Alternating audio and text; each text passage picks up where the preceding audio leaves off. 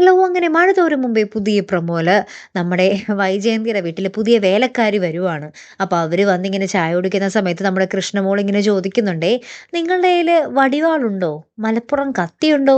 Machine ഗണ്ണുണ്ടോ? അല്ല അതൊക്കെ ഉണ്ടെങ്കിൽ ഇവിടെ താമസിക്കാൻ പറ്റുള്ളേ" എന്ന് നമ്മുടെ വൈജയന്തിനെ നോക്കിയിട്ട് ആക്കി പറയുന്നുണ്ടേ. അപ്പോൾ ഈ പെണ്ണും ഈ വേലക്കാരി പെണ്ണും ഇങ്ങനെ അന്താളിച്ച് നിൽക്കുന്നുണ്ട്. ഇവളെന്താണ് ഈ പറയുന്നത് എന്നുള്ള രീതിയിൽ ട്ടോ. അപ്പുറത്താണെങ്കില് നമ്മുടെ സ്റ്റാൻലി നമ്മുടെ അപ്പച്ചനോട് പറയുന്നുണ്ട്, "അവളെന്തിനാ അപ്പച്ചാ എന്നെ എപ്പോഴും ഇങ്ങനെ എന്താ പറയുക ദേഷ്യം പിടിപ്പിക്കുന്നേ? അവൾ ഓർഫനേജിലാണെന്ന് എനിക്കറിയാം. പക്ഷെ അതിങ്ങനെ എടുത്തെടുത്ത് പറയുമ്പോൾ എനിക്കത് കൂടുതൽ സങ്കടാവുകയല്ലേ ചെയ്യുന്നേ.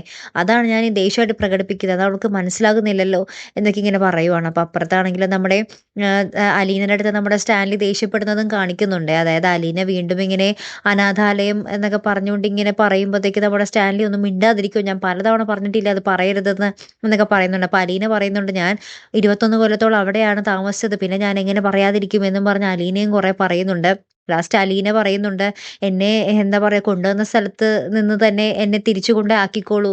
ഞാനിപ്പോൾ ഒരു ശല്യമായിട്ടുണ്ടാകുമല്ലേ" എന്നൊക്കെ പറഞ്ഞ് നമ്മുടെ അലീന കുറെ സീനാകുന്നുണ്ടേ. ഇനി എന്തൊക്കെയായിരിക്കുമല്ലേ ഇപ്പൊ സംഭവിക്കാൻ പോകുന്നത്. കാത്തിരിക്കട്ടോ. അപ്പൊ അടുത്തൊരു വീഡിയോയുമായി വരുന്നത് വരയ്ക്കും ഗുഡ് ബൈ.